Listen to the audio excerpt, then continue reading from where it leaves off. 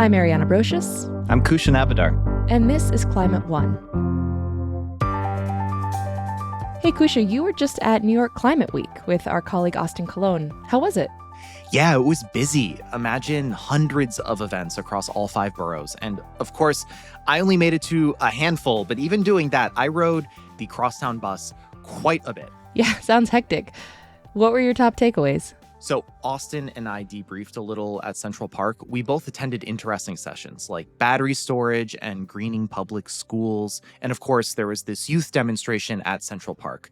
But I was also really interested to get a feel for the timbre of the conversations. Like, were the vibes mostly one of optimism, or was it realism, or something in between? And what'd you find? Yeah, I did feel optimism. There was a lot of talk about normalizing our new climate reality and solutions that exist. The other takeaway that I thought was really interesting, Ariana, was that there was this direct talk about the emotions we had at our disposal to confront new problems. I remember one panelist was talking about how there's a lot of energy around this space right now and a lot of emotions, including anger, and rightfully so. But we have so many other emotions to appeal to when we're discussing these issues with people. And that includes laughter and it includes joy. And that, for me, flows right into this week's conversations, which themselves are pretty inspiring. Yeah, absolutely. Finding one's voice in climate action can come in a lot of forms. And while New York City may be the center of the universe, at least for some people. Shots fired, Ariana. Okay. We're going to start this next conversation in the middle of the country, in a place aptly called Center, North Dakota. That's where author and activist Taylor Brorby grew up. As a fourth-generation member of a fossil fuel family, he struggled to find his place as a young gay kid who loved art, music, nature, and poetry. Over time, he channeled that tension into writing and activism. His novel, Boys and Oil, Growing Up Gay in a Fractured Land, was published in 2022. Well, Center seems to be the middle of nowhere other than the center of my imagination. It's sort of a hubristically named town. I mean, the interstate doesn't even go through Center. Center has one stop sign. There's not even a stoplight in the county. It's the only incorporated town. So when I was little, it would take me fewer than 10 minutes to bike from one end of town to the other. And, the only sort of notable thing is the large drag line clawing away at the earth for strip mining lignite coal. And when I look back at it, no one talked like this, but it's very clear to me I grew up in a company town. Everybody was connected to that industry, and even so much that even in our recreation, the first hole of the Square Butte Creek golf course tees up as if you're hitting towards the power plant where my mother spent the entirety of her career. So even in your recreation, it's like a postmodern volcano god, like you will worship it. And at the base of that power plant is also the only lake in North Dakota that never freezes. Just a gentle reminder, every lake in North Dakota should freeze. It's a cold place in the winter. It's a cold place. Like if you and I went back for a little vacay in January, we could sit in that lake, Nelson Lake, with stocking caps on, and it would be bathtub warm. And that's from the water being used to cool the coal-fired turbine engines of that power plant. But beyond that industry, what growing up in Center really gave me was the wide world, the big, beautiful world. I mean, the Square Butte Creek was my babysitter in the afternoon. I could go fishing there all day. It was beyond the wheat field, beyond the backyard of my house.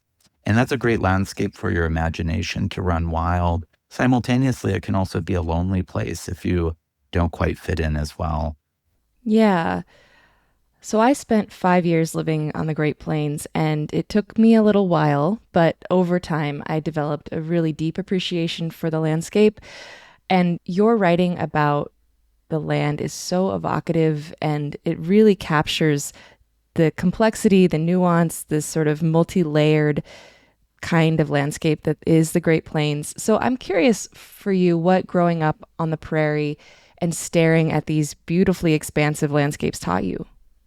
I think those landscapes taught me patience. that in American culture, we're so consumed by height. We want the tallest skyscrapers, people who think they're ambitious, go mountain climbing or go mountain hiking. Height doesn't really impress me. I mean, I'm a 5'6" on a good day, little Viking. I'm very intrigued by expansiveness, and very few people I've met have literally traversed the Great Plains. People will say, "Oh, I'm hiking Mount Shasta or going to Mount Rainier this weekend." Whoop-de-doo, walk across my prairie and get back to me. It takes longer than a weekend. And I think too, like the late Minnesota writer Paul Gruco said, part of what the prairie teaches us is that we have to get on our knees, like we have to submit to it. And Mm-hmm. so it's also why it's a place that is so difficult to fully destroy, unlike mountains, which we blow up for mountaintop removal mining, or forests, which we clear cut. I mean, we have tried to clear cut the prairie to grow American crystal sugar. We've tried to plunge it from fracking. We've tried to scrape it through lignite coal mining. We've even plunged it with nuclear warheads in the northern tier of North Dakota. But that prairie teaches you it's one of the most diverse bioregions. Yeah. And so what that also taught me is that to thrive, nature reveals that we need diversity. We need diversity in our ecosystems. We probably need diversity in our human thinking systems as well. And so growing up there taught me we thrive when we're in diverse landscapes, Mm-hmm. in varied conversations, when more people are at the table that look different from us than similar to us. Yes. Yeah. There aren't that many books that explore rural life in the way yours does. Your book, Boys in Oil, Growing Up Gay in a Fractured Land. So, how do you see your work speaking to this idea of diversity, expanding our understanding of who belongs in a place like North Dakota? There are some other books that paved the way for me. I mean, we can go all the way back to, I mean, my whole mission is to make the Great Plains gay again, and someone has to take on great Aunt Willa Cather. She's been dead for a hot minute. Mm-hmm. But even in my home state, we've sort of produced an inordinate amount of writers who are queer. Ahead of me is Melanie Hoffert, who wrote a great book called Prairie Silence as well, about some similar concepts, more of realizing she's gay and a middle school sort of romance that ignited that. But I do think you're right that rare are the books that bring together ecological thinking or environmentalism and queerness. And when I am on my dog and pony shows around the country and I'll say, well, name a famous piece of literature from the American West or Great Plains about being gay, everybody quickly says that 28-page short story, Brokeback Mountain by Annie Proulx. Beautifully written. It's a horror story if you're someone like me. I mean, one of the characters gets murdered in there. And I think it's so bottom of the barrel to say it, but true. We needed a nonfiction book, and we need more of these books where the gay kid lives, where the trans kid lives. My book should not be unique in that landscape. We're talking about a huge swath of the country. I mean, I do not go to the 92nd Street Y. I rarely speak in San Francisco. I go to sexy places like Billings, Montana, or Brigham Young University. I go where other writers fear to tread because I know queer people exist there. We are everywhere, and we need to know we are not alone and that our stories matter. And so I think a book like mine, hopefully for anyone who's struggling, can see maybe not an exact path forward, but a way of existing in the world and trying to be who you are despite the circumstances. Yeah, right. You were told by your first editor to, quote, remove the gay thread from the book, and instead you removed the editor. I'm curious what it took for you to reclaim and fully inhabit your voice in this book. Oh, that was a very dark period, to be honest. The first press that this book was under contract for, I was under contract for about 4 years before I finally got an agent. I'd broken Boys in Oil into two books, one that I called the North Dakota book, a more geologic landscape writing, like a book by an author I really admire, Gretel Ehrlich, The Solace of Open Spaces. And then I was also writing what I was calling the gay book, which was kind of completely the human story of my existence on the side. But I thought anytime I was in the landscape in the North Dakota book, I thought, oh, that should be in the gay book. So it was this like psychic break in my mind of being not only thrust back into the closet that I'd worked so hard to get out of, but to then also think, well, why can't a gay man be in the landscape in the American West? Like, we need that story too. It's not just growing up gay in a rural part of the world. It's literally, I love the natural world. And rarely do we often think of rural spaces or national parks or public lands as overtly safe for queer people either. I needed this book. I mean, I'm a college professor. You need a book to have not only a tenure track job, but also I'm a type 1 diabetic. I need health insurance. And I was trying my damnedest to do this book justice and get it out there, but it wasn't moving at the pace I needed it to move. I wasn't getting edited in a timely manner. I wasn't given direction. I mean, the edits I kept getting back were start over. The book would be 450 pages, start over. The book would be 222 pages. I'd try something, start over. I got to a place where I literally thought, I don't know how to spin a sentence. And then I gave a keynote address in 2019 for the North American Review, the nation's oldest literary journal. I gave a lecture where I had written it out and I didn't have anyone look it over because I wanted to test myself to see, can I do this? And when I got an instant standing ovation, I thought, something's wrong in the state of Denmark and it's not my sentences, and I got rid of that editor, because it was the exact wrong editor for me. But it was years of my life, I mean, I tried my best and sometimes you just have to part ways because people can't do what you need them to or are in fact holding you back. Well, bravo for taking that step because it sounds excruciating. It was, honestly. I mean, I don't want to be rosy about it. Sometimes people see a book and they go, oh, how lucky are you? And it's like, oh, let me tell you how much I suffered. I had to change presses. And then it turns out when you do get an editor who's gay, that makes a world of difference. So that was nice. Yes, representation in all places. There's a point in your book when you quote David Orr from his book Earth and Mind, and I'm going to read this quote quickly. The plain fact is that the planet does not need more successful people, but it does desperately need more peacemakers, healers, restorers, storytellers, and lovers of every kind. It needs people who live well in their places. It needs people of moral courage willing to join the fight to make the world habitable and humane. I love that quote. I think it's so powerful. You talk a lot in the book about your path as a writer, discovering a lot of different literature in high school and in college. So how did reading that kind of work shape your path in becoming a storyteller?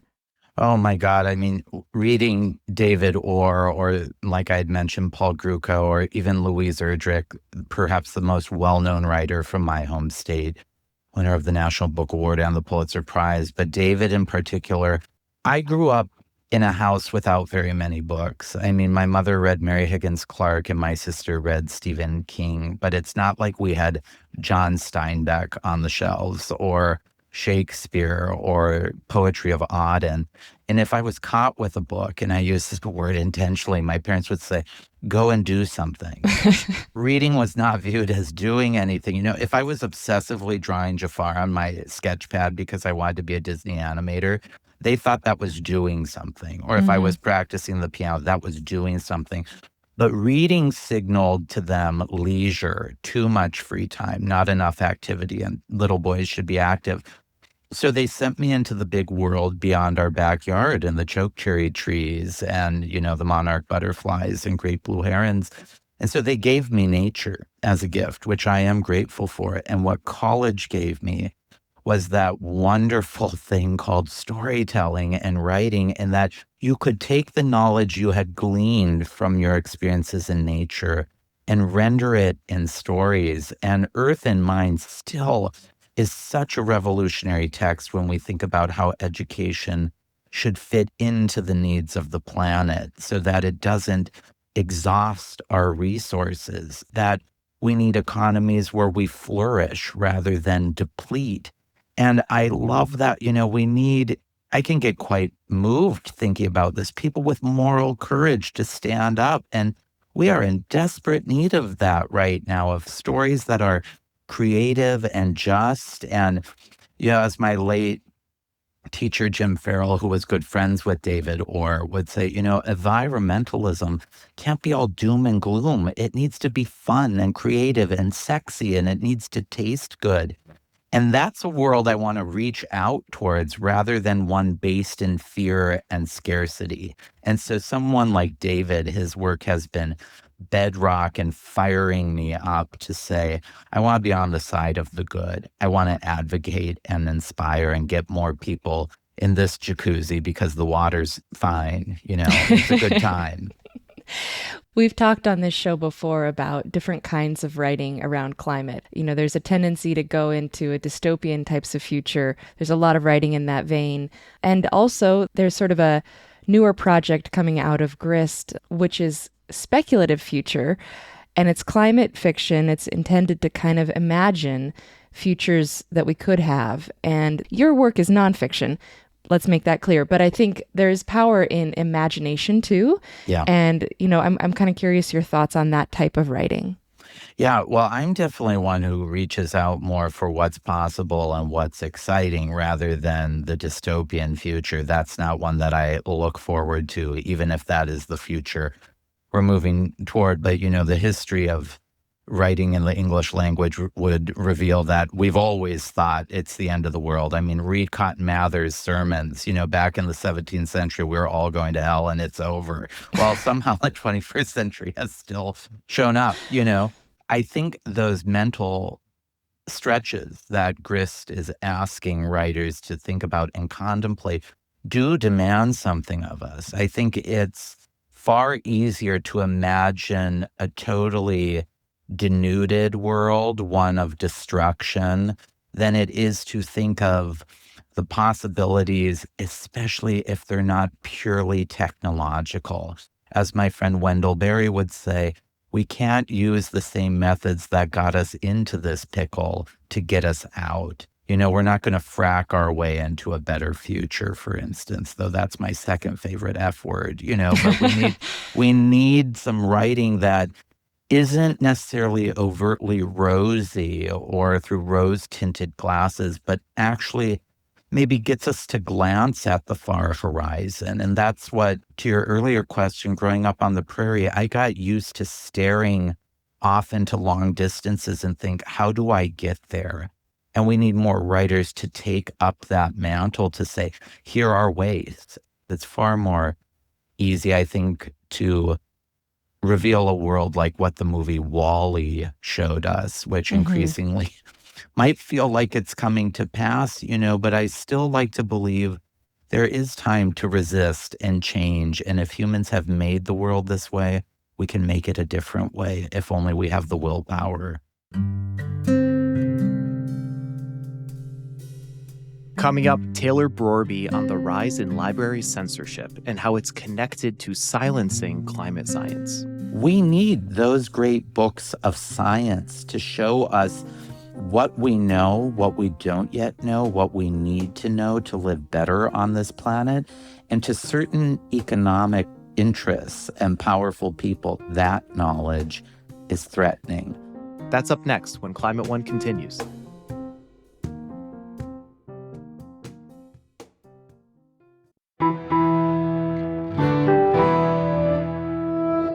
Let's get back to my conversation with author and activist Taylor Brorby. In 2016, you were arrested as part of the Dirty 30 during a protest against the Dakota Access Pipeline. Before that, you were already touring colleges, speaking about your experience in oil boom towns. And you write about this in the book, but can you share what made you think that you really had to take another step, that you needed to physically put your body on the line in this moment? Well, I had lived in the Bakken oil boom in the summer of 2014, and the previous November, Deb Marquardt, my friend and former teacher who teaches at Iowa State University, she and I, before I was a student there, taught creative writing in the Bakken oil boom and traveled about 6,000 miles in 3 weeks or so. And I went to Iowa State to get my master's in fine arts and creative writing and the environment and study with Deb. She's probably the most prominent North Dakota writer who also teaches. And I thought she'll get what I'm up to and has seen some of the same things. So I thought, I'm going to move about 900 miles away from this oil boom. Great distance, to have perspective. The first semester I arrive in town, the country's then largest oil pipeline is announced, the Dakota Access Pipeline. It's going to be cutting through the very county where I'm living. And I just took it upon myself. I thought, I need to start traveling around Iowa. These farmers don't know what Bakken oil does to soil and stuff, and what benzene is, this known cancer-causing agent, and all pipelines eventually leak. And I just thought, I need to kind of help out and whip up a fury. And once that pipeline was announced, grad students and other community members had launched the Bakken Pipeline Resistance Coalition, which I had joined on and started writing op-eds and all these different things. In 2016, I had a large anthology of creative writing called Fracture, Essays, Poems, and Fracking in America, with some of our most prominent environmental thinkers like Bill McKibben or Kathleen D. Moore, Rick Bass come out, because we had contributors from 26 different states, and I wanted to show how widespread fracking was. Again, a book is a very nonviolent form of protest and informing people. And I thought, we need art to show, like, we need poems, we need short stories, we need nonfiction pieces by people from where they live to help sound the alarm about this. And none of it was working. None of it was stopping this pipeline from being developed. I went back home to go to the protest at Standing Rock for a few days. It was smaller, about 600 people. That was also a very informative experience for me. It's one of the first times where I was a visible minority as a white person and really listened and took in information and tried to build, connections of saying, we're battling this in Iowa. What resources do we need to share? How do we frame different narratives that this isn't only about water rights in North Dakota. It's also about soil in Iowa and a climate future and all these things. Now I'm going to get a little weepy, forgive me. But in 2016, a Duke University study confirmed that my home river, the Missouri River, was in fact radioactive. And the Missouri River is the main artery of my imagination. I mean, where we launched our boat to go fishing in childhood, I was just convinced this is where Lewis and Clark met Sakakawea, one of the most important meetings in this country's history of westward expansion, of course. And I knew I was growing up in this landscape of incredible stories. But when that study came out, my 4 nephews also depend on the Missouri River, as do 10 million other people, for their drinking water. And I was in my late 20s then, and when I knew there was going to be this action, I just wanted to do something that, when my nephews are my age, that when they asked me, Uncle Taylor, why didn't you do everything you could to stop this? I wanted to have a better answer than, I don't know. Now, being arrested is a very dangerous thing. I would not recommend it to other people. And it is about the loneliest I have ever felt in my life when I was no longer in charge of my body. I don't think I have more chutzpah or more bravery than anyone. It is really an isolating experience to be arrested and to know that, you're really putting your body where your beliefs are. And I wanted to be able for me to look in the mirror and face myself and say, okay, I did it. I did that thing. And if I can be brave in that way, I can be brave in other ways. Yeah. So you grew up in a region deeply tied to the fossil fuel economy, a company town, as you say. You yourself benefited from that extraction. Your parents were working in that industry, but you've also become a really powerful advocate for environmental awareness. And I think we need more voices that have that complexity that yours embodies, where you come from a region, you know it, and you also can then step outside of it and look at it. So I'm curious how you view your role in that way. I was taught that in Lutheran Sunday school, from the Gospel of Luke, to whom much is given, much is expected, and name a famous North Dakota writer. It's usually a long silence there. I mean, there's Aunt Louise, and then there's like, Big Brother Chuck Klosterman, but he doesn't really write that much about North Dakota anymore. And then, the list gets mighty short. So in some ways, I'm so glad I don't live in Brooklyn where I have to compete with all these other people. I've got a big empty bookshelf I need to fill, and one that explores history, the history of the region I was not taught. North Dakota is kind of like my baby brother.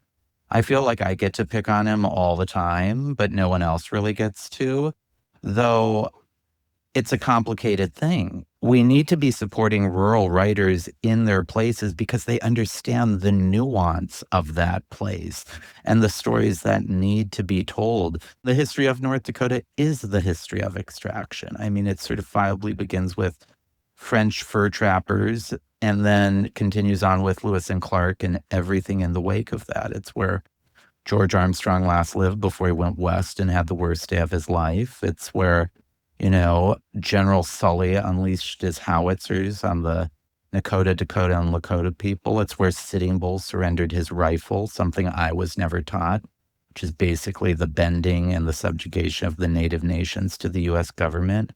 And I think in coming from that place, it reveals that North Dakota has historically been the testing grounds for the country's worst ideas: hydraulic fracking, nuclear warheads, clear cutting of the Red River Valley to grow Pepsi and candy corn, that is sugar, coal strip mining, and now library censorship as well.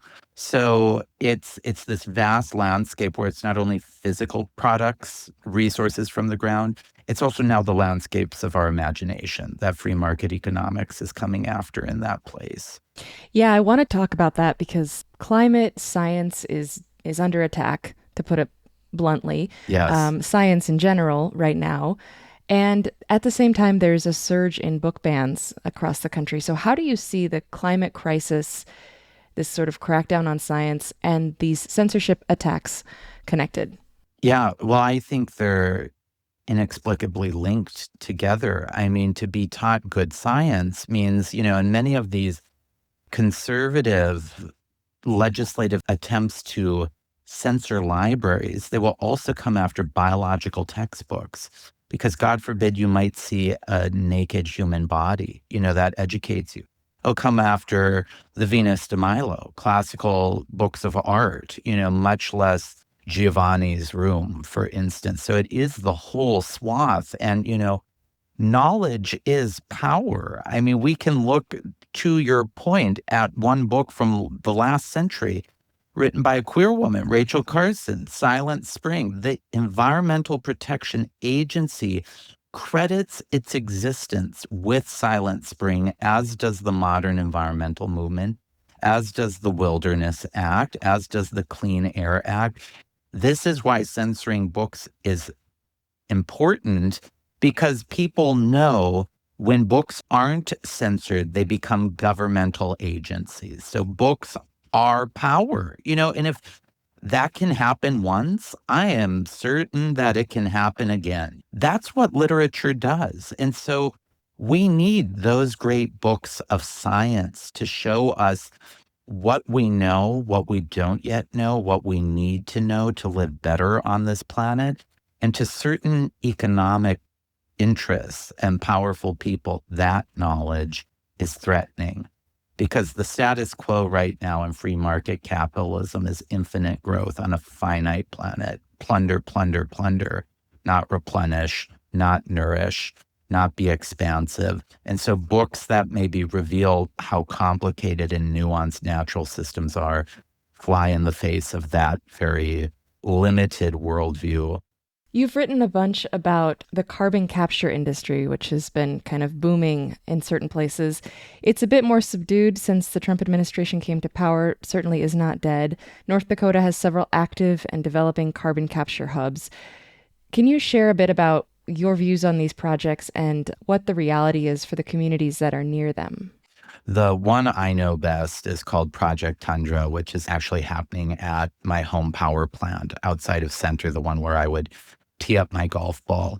And, this will keep us more dependent on the coal industry, which everyone in those three counties I grew up in, McLean, Mercer, and Oliver County in North Dakota, they want those industries to continue because that is the only line of work people can do. And this is the other thing we've been talking about is a limit of free market capitalism that we cannot imagine different systems, plural, to allow people to have meaningful work where they live, where they are not poisoned. I mean, there are already so many people in that small town I come from who have battled and lost or are currently battling or will battle in the future cancer. I mean, and we are talking about putting liquid carbon dioxide about 6,000 feet underground, between 5 and 10,000, but the sweet spot is in this area called Cap Rock, which they would love you to believe is not porous, but all rock, of course, is to some extent. We're talking about a landscape no human eye has ever seen. And it is, in fact, a living landscape that we would then poison. And the liquid carbon dioxide would supposedly stay there forever. But as we've learned in our human systems, not everything stays put, and what happens when those pipes break, the pipes that are actually trying to plunge it under the earth. And we're talking about literally the breadbasket of America linked to the main artery, the Missouri River system. So it just adds these levels of complexity around toxins in our environment. It's a way to keep us dependent on a 19th century technology and fuel source coal to power our 21st century lives when we need to be looking at more regenerative ways of existing. Taylor Brorby is author of Boys and Oil, Growing Up Gay in a Fractured Land. Thank you so much for joining us on Climate One and sharing these stories and your experiences with us. It's been a real pleasure. It's been my pleasure too. Thank you so much.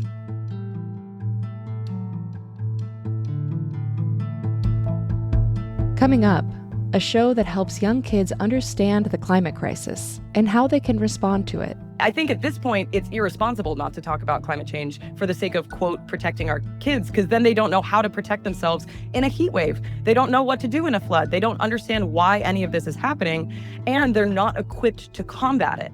That's up next when Climate One continues.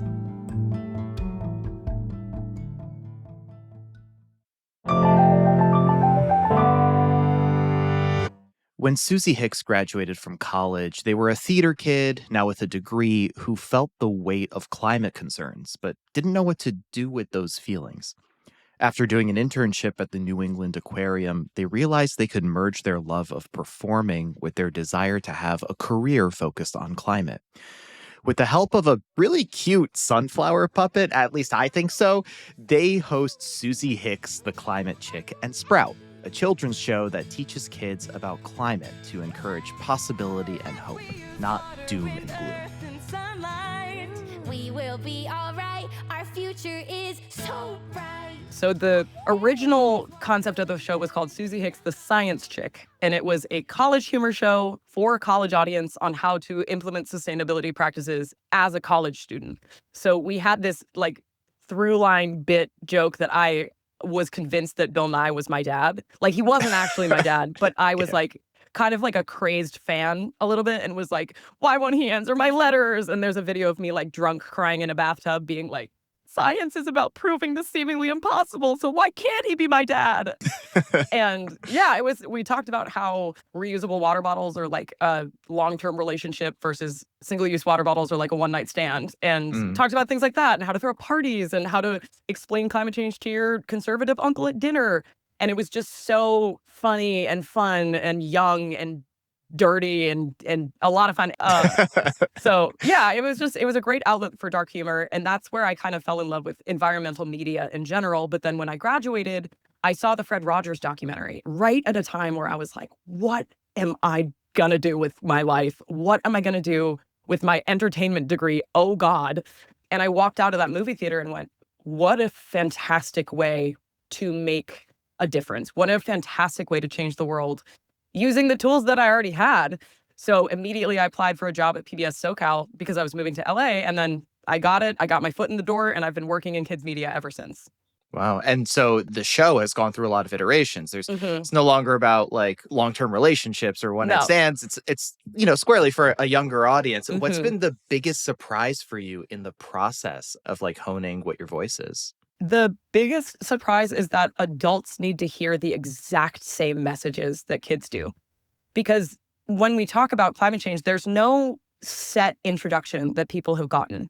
Like, no one gets like, okay, you turn 9, and then that's when it's in the curriculum for you to learn about climate change. Everyone in the past has come to climate change differently in their lives. And when you think about the first time you learn about climate change, it's usually riddled with fear, despair, and guilt. And so no one has been like, yeah, I started learning about climate change, and someone was like, it's okay, we're like working on this together. It was like, how dare you? And also everything is terrible and it's all bad. So what we are doing with the show essentially is being kind of a welcoming committee of being like, why is all of this happening? How is it affecting us? But then also, how are we going to do something about it? And most importantly, it's okay to be scared, and it's okay to be sad, and it's okay to be angry. And let's feel those feelings together.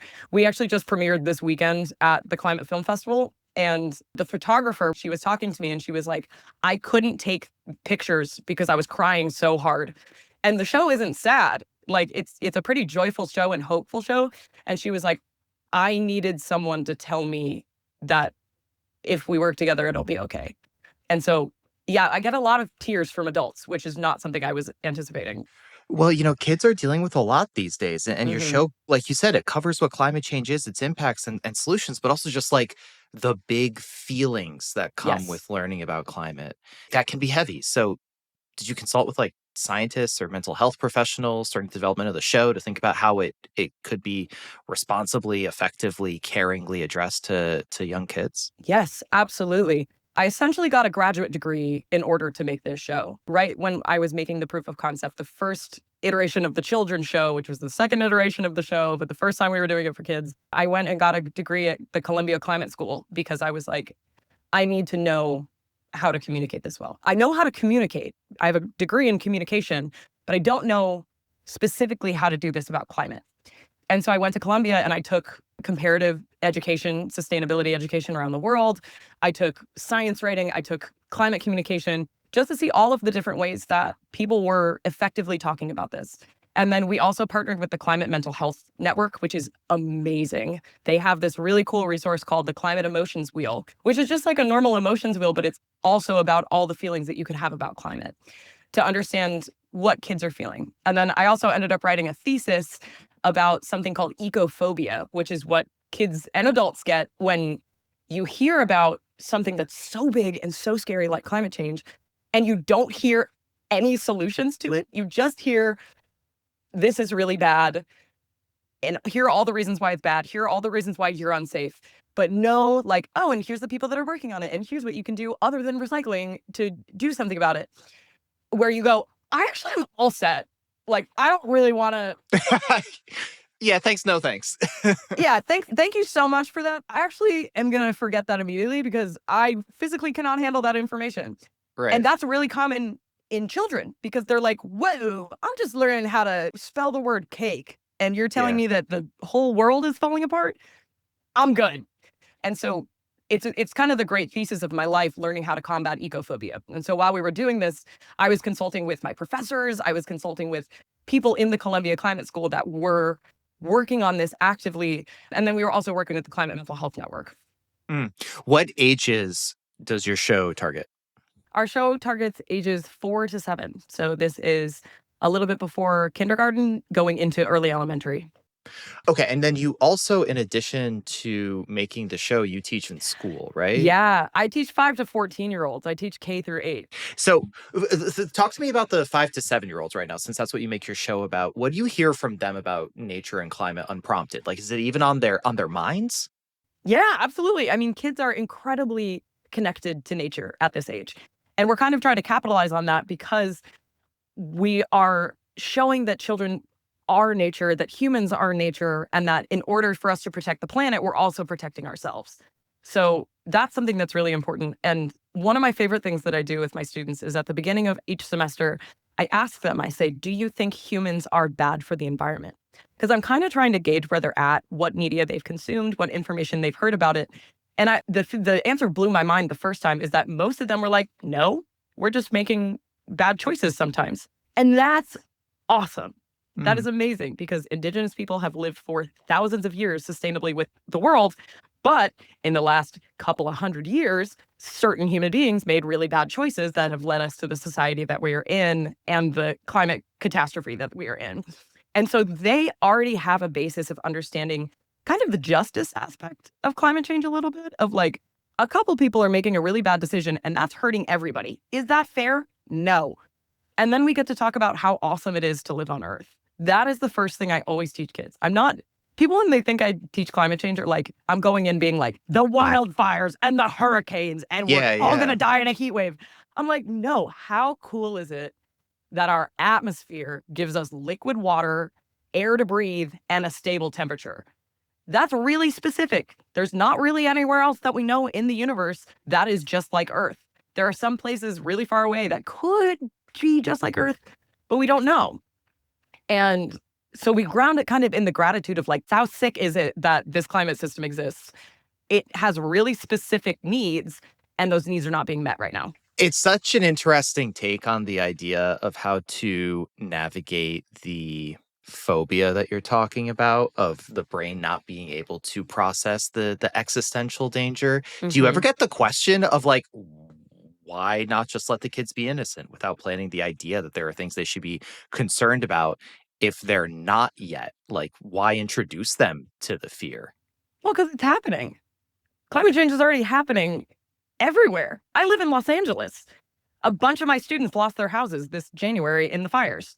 Like, I think at this point, it's irresponsible not to talk about climate change for the sake of, quote, protecting our kids, because then they don't know how to protect themselves in a heat wave. They don't know what to do in a flood. They don't understand why any of this is happening, and they're not equipped to combat it. And they're not equipped to understand that by transitioning to renewable energy, we're keeping ourselves safe for the future, or by putting more plants in a neighborhood, you're actually helping prevent floods, or by creating cooling centers, you're saving lives. Like, it's kind of a safety issue at this point.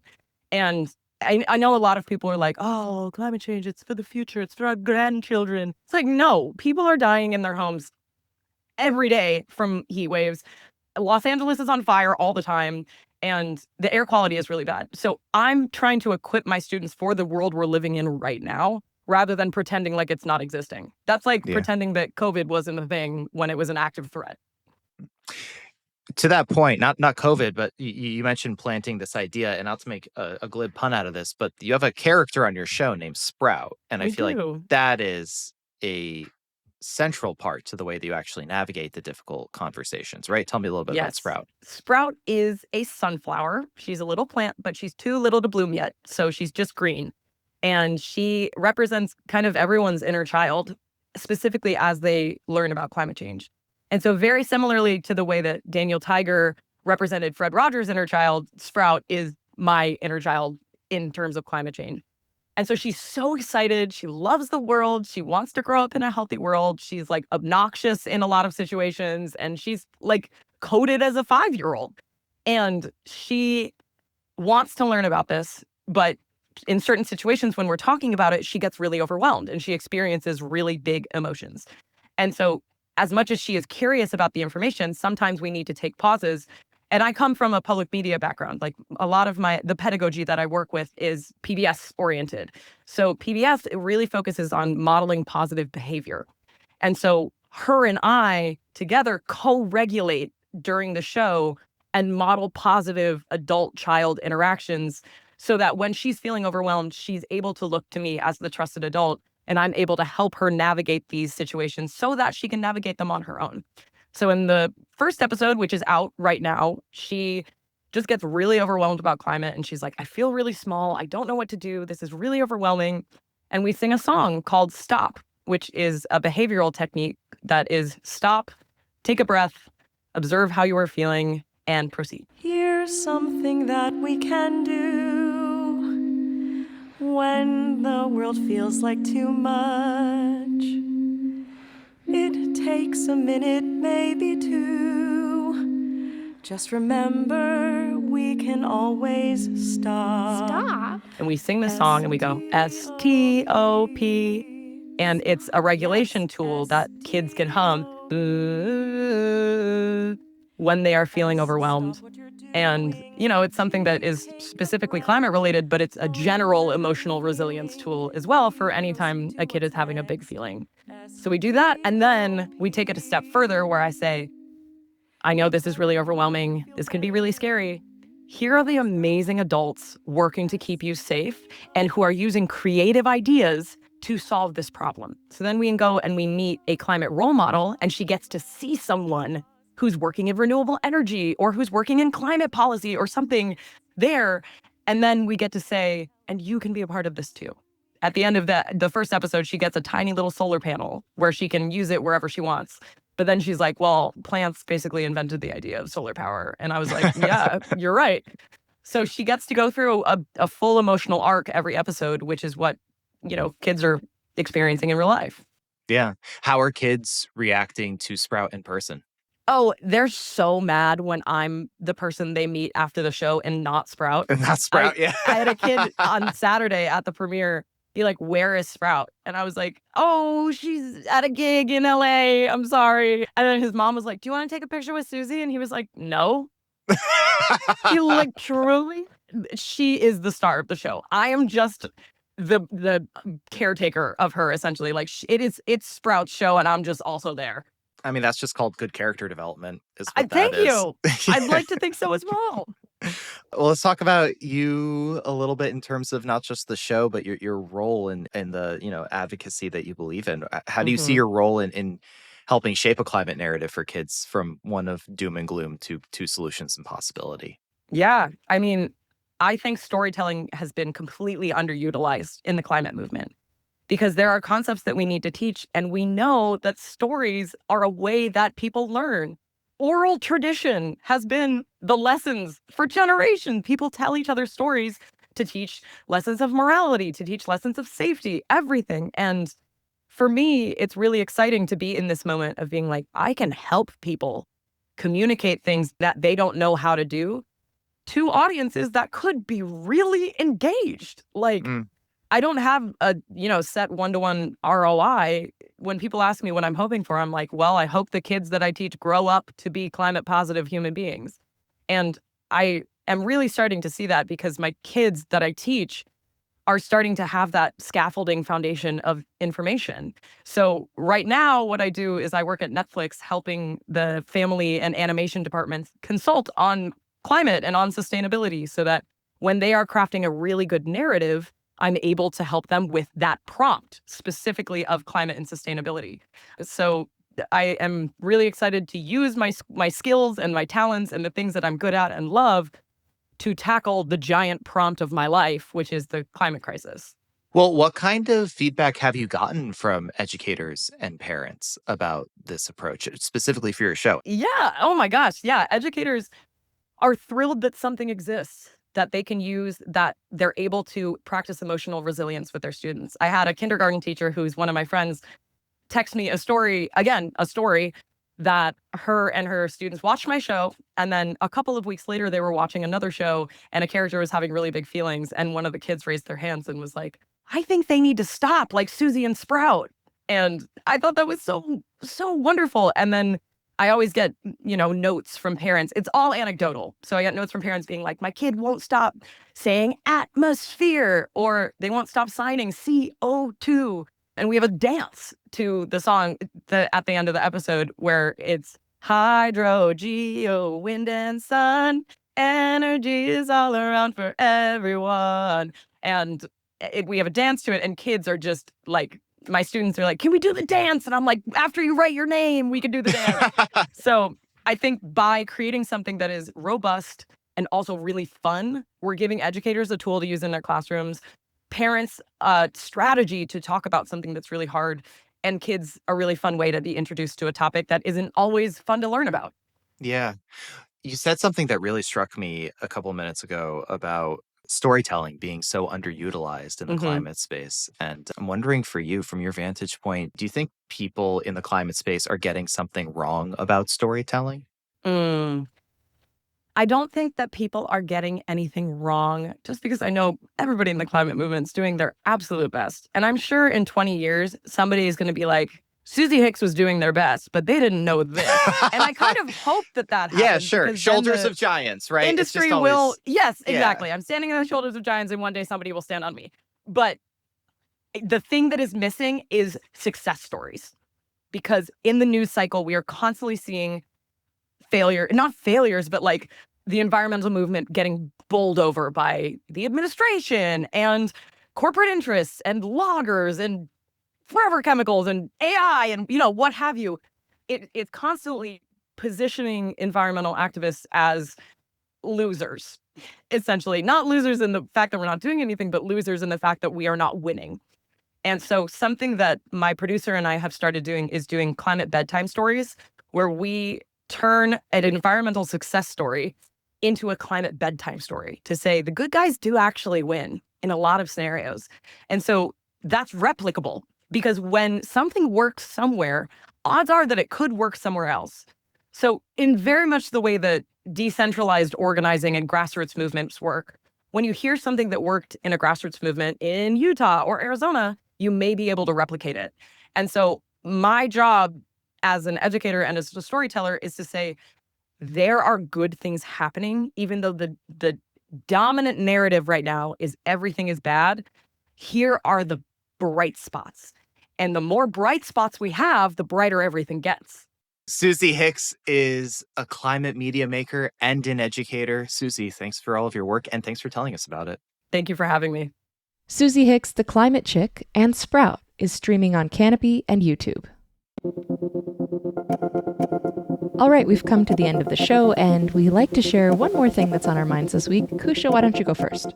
Totally. Interesting stat I got from a New York Times article I was reading today. Over the last 5 years, the number of homes with rooftop solar has nearly tripled. So over the past 5 years, in other words, the number of homes that have some capacity to get solar energy production has nearly tripled. But important stat is the absolute concentration. So for per 1,000 people, there's only about 15 homes at the top end. So, it makes sense how it could grow so fast. But still, I thought an interesting stat. Yeah, it's great to see growth of residential solar because it can really bring down your home electricity bills. Of course, the upfront costs can be high, and it's a shame we're losing this federal tax credit that has helped so many people get those panels. But mine this week also has to do with renewable energy, and it's a little hat tip to our managing director, Jenny, who brought this to my attention.